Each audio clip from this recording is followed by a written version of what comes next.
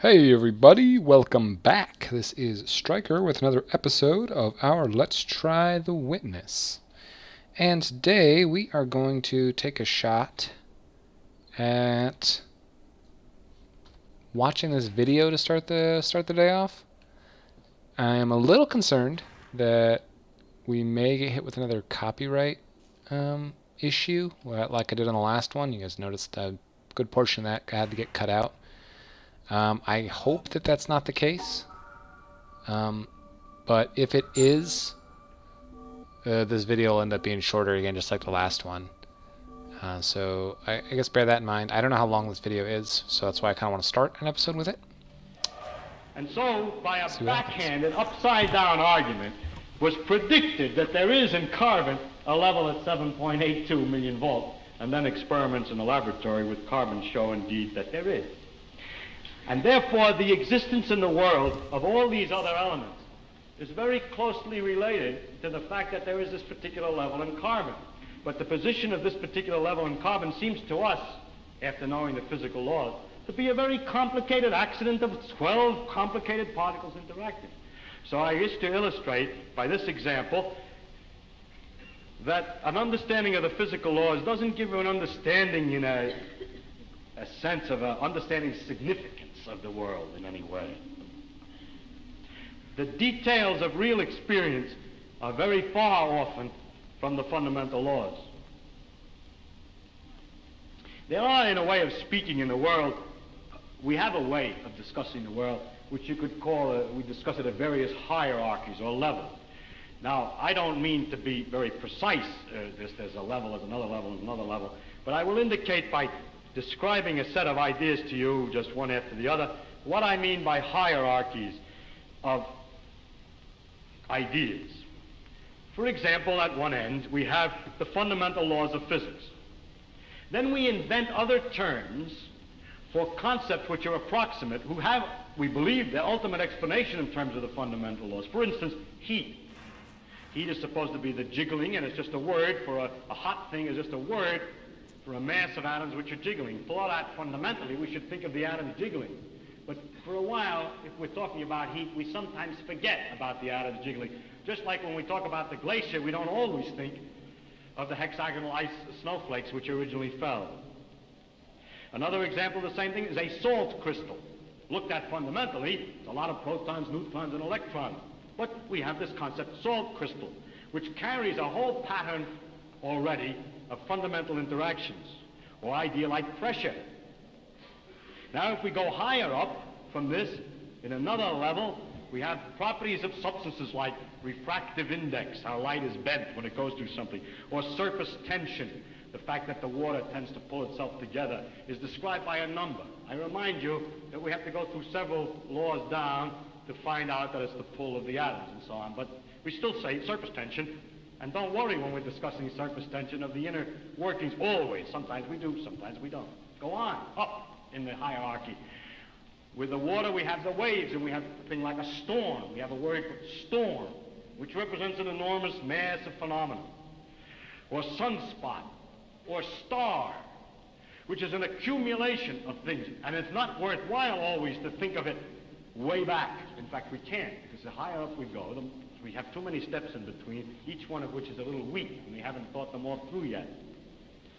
If we go up in this hierarchy of complexity, we get to things like frog, or nerve impulse, which you see is an enormously complicated thing in the physical world, involving an organization of matter in a very elaborate complexity.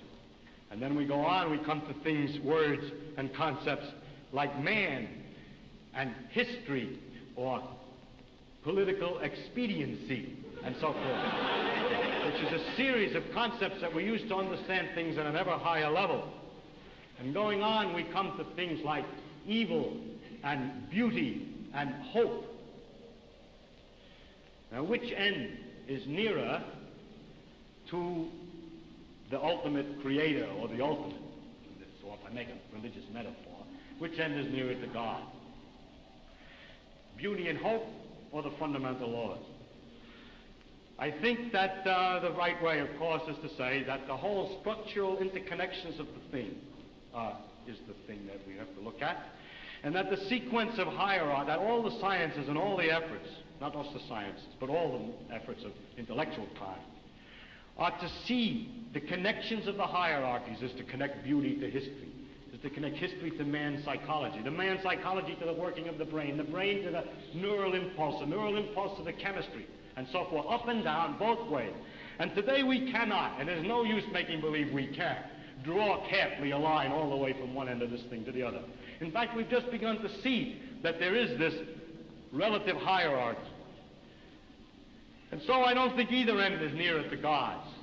And it's to stand at either end and to walk out off the end of the pier only, hoping out in that direction is the complete understanding, is a mistake.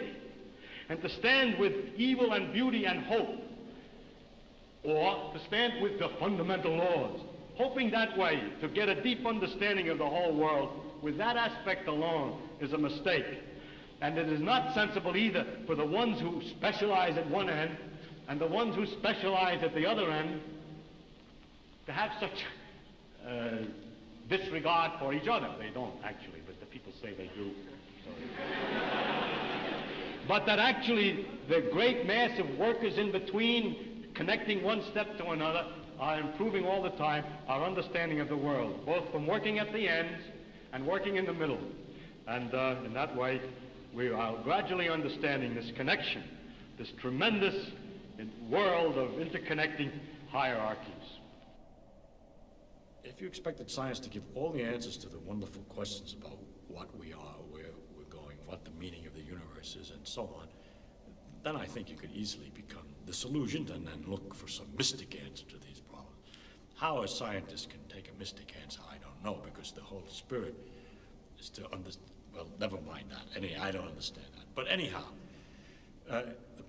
if you think of it, though, the way I think of what we're doing is we're exploring, we're trying to find out as much as we can about the world. People say to me, are you looking for the ultimate laws of physics? No, I'm not. I'm just looking to find out more about the world. And if it turns out there is a simple ultimate law that explains everything, so be it. That would be very nice to discover. If it turns out it's like an onion with millions of layers and we're just sick and tired of looking at the layers, then that's the way it is. But whatever way it comes out, its nature is there and she's going to come out the way she is. And therefore, when we go to investigate it, we shouldn't pre-decide what it is we're trying to do except to find out more about it. If you say, but your problem is, why do you find out more about it? If you thought that you were trying to find out more about it because you're going to get an answer to some deep philosophical question, you may be wrong. It may be that you can't get an answer to that particular question by finding out more about the character of nature. But I don't look at it. My interest in science is to simply find out about the world. And the more I find out, the better it is. I like to find out. There are very remarkable mysteries about the fact that we're able to do so many more things than apparently animals can do, and other questions like that. But those are mysteries I want to investigate without knowing the answer to them. And so altogether, I can't believe the special stories that have been made up about our relationship to the universe at large, because they seem to be too simple, too connected, too local, too provincial. The earth, he came to the earth. One of the aspects of God came to the earth, mind you. And look at what's out there. How can he, it isn't in proportion. Anyway, it's no use arguing. I can't argue it. I'm just trying to tell you why the scientific views that I have do have some effect on my beliefs. And also another thing has to do with the question of how do you find out if something's true? And if you have all these theories of the different religions, have all different theories about the thing, then you begin to wonder. Once you start doubting, just like you're supposed to doubt, you ask me, is the science true? We say, no, we don't know what's true. We're trying to find out. Everything is possibly wrong. Start out understanding religion by saying everything is possibly wrong. Let us see. As soon as you do that, you start sliding down an edge, which is hard to recover from. And so with the scientific view, or my father's view, that we should look to see what's true and what may not be true, once you start doubting, which I think is, to me is a very fundamental part of my soul, is to doubt and to ask. And when you doubt and ask, it gets a little harder to believe. You see, one thing is I can live with doubt and uncertainty and not knowing. I think it's much more interesting to live not knowing than to have answers which might be wrong. I have approximate answers and possible beliefs and different degrees of certainty about different things, but I'm not absolutely sure of anything, and there are many things I don't know anything about, such as whether it means anything to ask, why we're here, and what the question might mean. I might think about it a little bit. If I can't figure it out, then I go to something else. But I don't have to know an answer. I don't feel frightened by not knowing things, by being lost in the mysterious universe without having any purpose, which is the way it really is, as far as I can tell, possibly. It doesn't frighten me. Wow. Okay. Well, I actually really enjoyed that video. Hopefully you got to see the whole thing with me. In standing here, I thought of a few things. One, just how that video relates to this game in particular, of just going in to learn more about the game rather than going in to figure out. Like, I've done a lot of things in here where I'm thinking, like, well, what's the purpose of this? Why is this happening? And instead of just trying to learn more, and I think that has kind of ended up coming out when we're playing through too. And if you're wondering what I'm doing, I'm trying to look at these pieces right here, because this one, while the video was going, I realized that there's like a little half circle here. So I was just trying to find out if there was any way to get that to be a circle for maybe a start point. But it doesn't seem like there is. So I also noticed that, probably really slowly, this is that well that I was looking down. Also means that there should be like a little pathway. Maybe it's not an actual usable pathway, but I did not realize that's what this was. Not until I was looking up at the circle, and then I recognized all this grading. So one other thing I had thought about, there's been a few places that I forgot to work on this. There's been a few places that we've gone through that had these tetrominos that we passed over, and during that video I was just thinking, there's the one in the trees that we haven't done. There's probably more, I just haven't thought of them yet. So maybe we will go check on that today, because I think we looked at this and it was not obvious. Right, that's not gonna...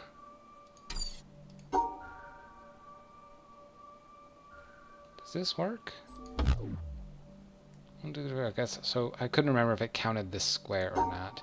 So this won't work just because those are going to be together and they need to be separated.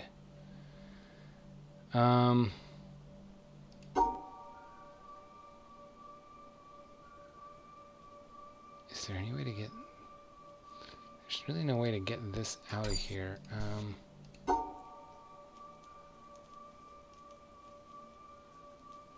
Like, this was the issue I had, is that there's no way to get that also split off.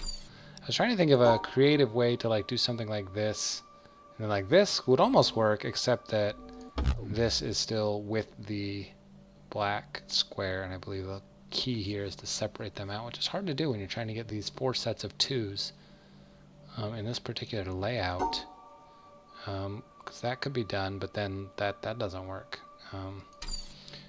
So this is a bit of a weird one. I'd like to kind of solve this one, I'm guessing, because this doesn't really seem to lead anywhere. I'm guessing this is probably a stairwell down, maybe? Hopefully? I mean, it could just be like a... I mean, I guess it could be like a vault door, but it doesn't look complicated enough for those vault doors that have the video keys in them seem very complex. They're bigger than these regular-sized puzzles. So, I can't do that. Can't do that. I could do something like this. No, I can't do something like that, actually.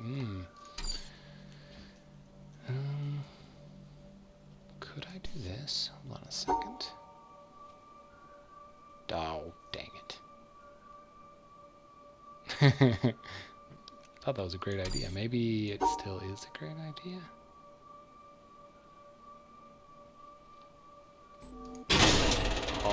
Oh yeah. Huh. It's one of these, which we still know really nothing about. So you have to go... I thought this meant you had to go to the left twice. Maybe to the... No? To the left twice. Ah, this is really making me concerned that I don't understand these rules. Up to...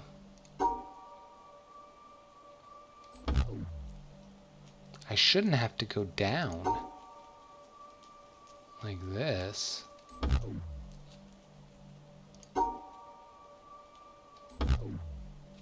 What?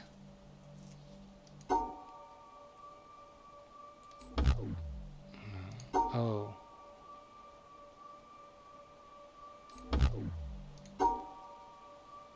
Yeah, I am not sure why this is the answer. I had a theory on how these were working. I feel like I've got most of these on the first try. There was a couple that took me a second try. This one I was totally wrong on. I might have to go back and like look at all these to really understand what's happening here. I haven't seen two triangles many times. I mean, it's small enough to guess on these 3x3 puzzles, but I know that these are probably going to come up on some much bigger puzzle, and I'm not going to know what I'm doing. So that's not good news. Yeah, so I was just thinking, like, this is how close we are to that well, which is, now that we're looking down there, far more obvious, at least to me, that that's what that is. So, there you go. I still have to look at this. Which, when we go back to the tree area, maybe I should do that, just because I don't remember. I needed to go back there to check on that puzzle. That's actually, I think, a good idea. What is the closest? There's a boat launch over here. Yeah, that's definitely, that's the course of action we need to be taking for sure. Because we do need to do a lot of stuff in town, and in order to get that done, I do need to go back and brush up, if you will. I really just need to remind myself on how the third burst works. Because I really don't remember. So interesting. And in all honesty, this would not be a bad time. We should be here. This would not be a bad time to go this way. It's slightly longer. Maybe I should go around that boat. So it is going to just be a longer route. But I've been wanting to kind of look at the some of the other possible locations we have here for environmental puzzles. I'm sure that there are some probably out here on this wall. We were thinking maybe on the crenellations could have something to go around there, like there's all these here. So really, I'm just looking for circles here at this point.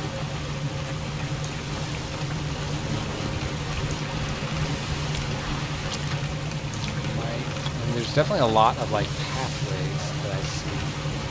Oh, there's an end of one. That right there, maybe? Where's this circle at? I see... Interesting. I didn't see an actual circle. I'd have to go much slower, I think, to get a fair shot on that one. But there definitely was the end of an environmental puzzle over there. Obviously, we're going a little fast for in-depth searching. Oh, that's a good idea. I didn't even think that this could be... It doesn't think that we come close enough. Oh, the boat! Oh my gosh. Can we actually stop? Oh my gosh, we can. Holy moly, that must be how you get that other one. Okay, this is too slow. one over here. Oh man. There's actual, like, for sure. I wonder if there was one out there too. Oh my goodness. You actually have, for sure. So I wasn't sure before. Thought maybe we could get some of these with the boat. But now I am pretty much positive that the boat is necessary for getting all these environmental puzzles. We are coming up on this. So I'm going to slow us down. This is probably too slow.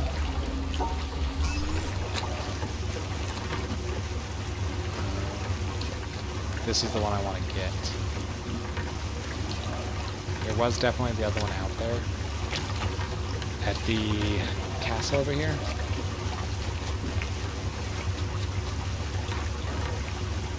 It should probably be here.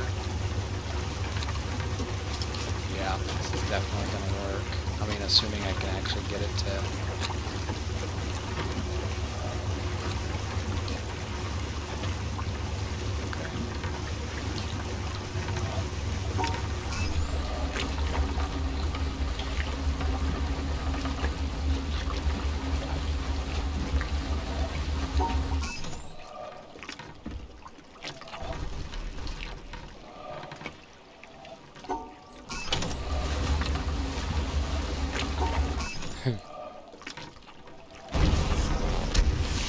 Oh.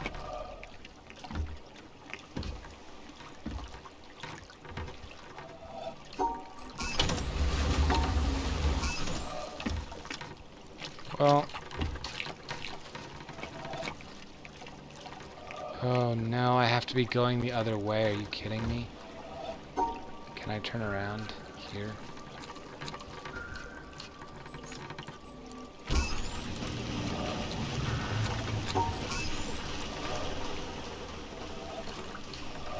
Oh no.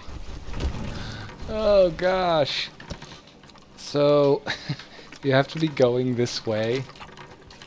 Oh gosh. Alright, a little bit further. Then we'll turn around, we'll go slow.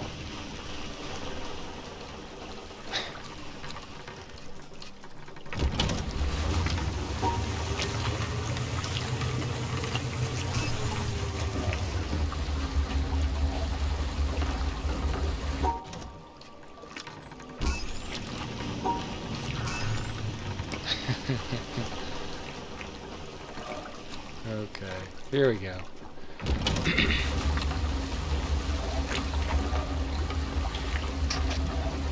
Sorry about that. Okay.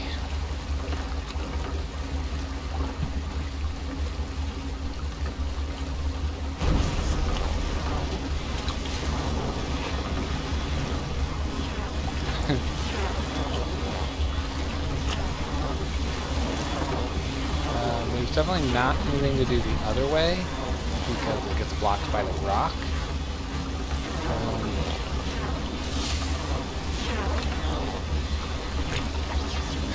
This is kind of a funny one. Which means that it could be that the one at the castle may also be similar and that you have to come from a certain direction.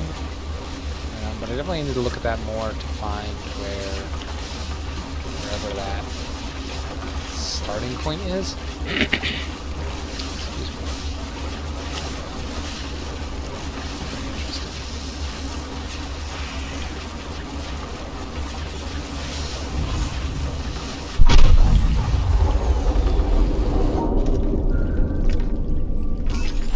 Okay, we got that one.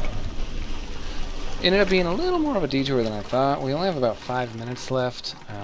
If we don't see anything else along the way, we'll probably get there.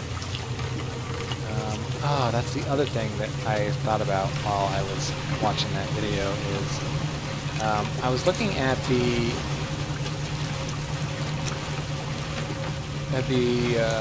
entry pad, I guess, if you will, for all the different puzzles. And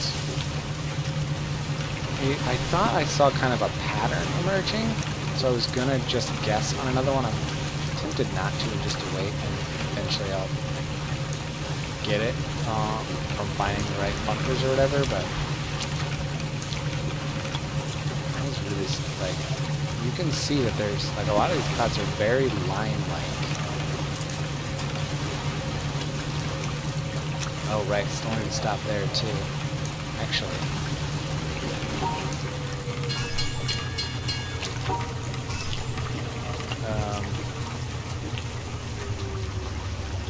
So I figured out rewatching the video where I think that this needs to that little hook needs to stop.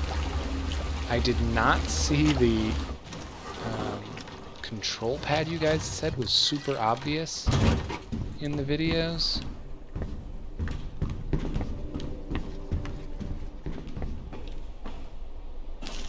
Super obvious control pad.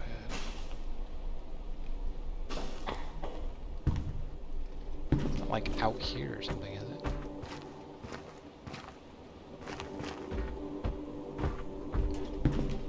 Huh. So there's all those. Is there any other wires connecting to this? This powered it. So there's all those which powered on this original control pad, which I can't get back to because I can't move this. Is there maybe... I mean, that would be the ideal control pad, but I don't know how to get there. There's something on this side. Oh my gosh, is that it? If that's it, I swear to God. That would be pretty obvious, yes. I can see how I would have missed it, but yes, that's pretty obvious. Oh gosh, I just totally spaced on what exactly I was doing. There we go. Oh, right.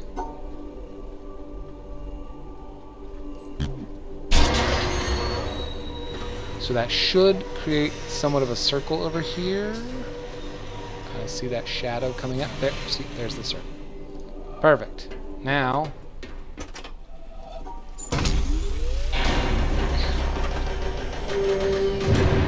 Oh, wow. Okay. Yep.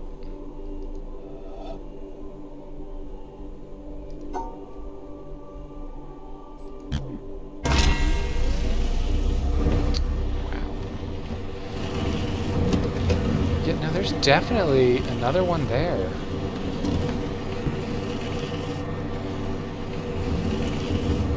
I wonder if you can also see through that window or not.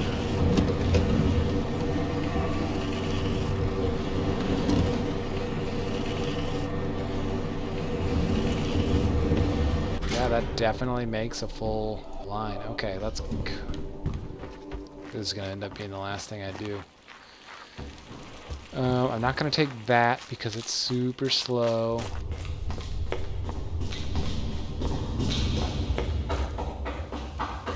Take this. You should be able to get there, and...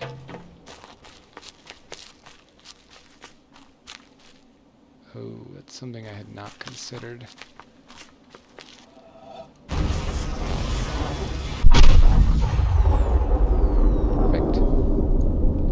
So there was another line there, but I don't think there's any way to get to that. So cool. Got that one. Slowly cleaning up. I think what I'm going to do is I'm going to stop here. I will, before the next video, I will make my way to the other location. And I probably shouldn't, just in case we see something along the way. No, I will. I'll make my way over there. If I see something, I'll just hold off, and I'll show you guys that next time. But I am going to take the long way home, and maybe we'll see something around the ship. So I'm mostly thinking there's that spot, and there's the spot through the ship. Maybe also a spot through the middle of the ship, but I don't know. So, anyways, we'll see you guys in the next episode. Thanks so much for watching, and yeah, we'll see you then. Good morning, good night, so long, and take care. This is Striker, signing out.